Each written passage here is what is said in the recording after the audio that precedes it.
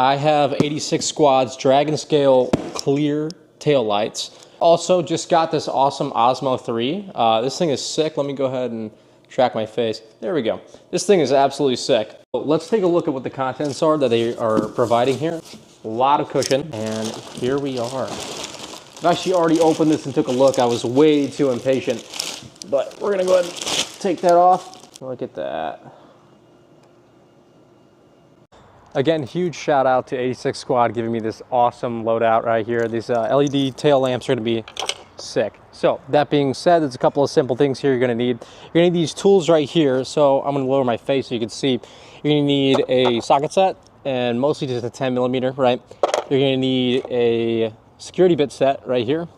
And preferably, if you don't wanna use your hands, something simple like that. And I like to keep a screwdriver just to pop some of these plastic tabs.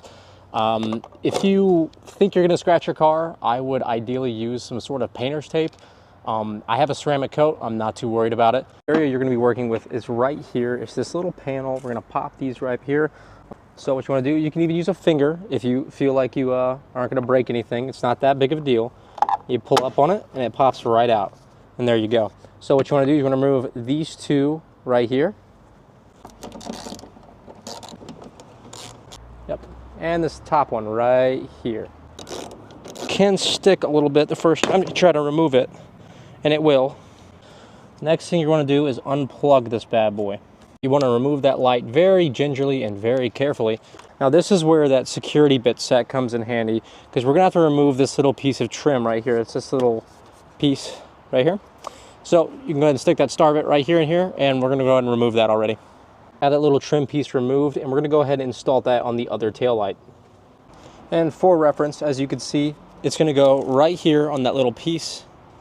And I just have it barely connected right there just so you can see it. I'm gonna go ahead and tighten everything down. I'm gonna go ahead and install this. It's literally as simple as you wanna plug this back in, and you're going to take it in, you're going to slide it. The cool thing is you also have this nice safe box to put your OEMs in for storage.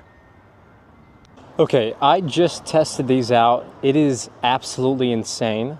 Hopefully I don't cold start here again. Don't want to piss off my neighbors too much. I'm gonna go ahead and finish this whole bad boy up, and I'm gonna show you guys the start down, a little bit of B-roll.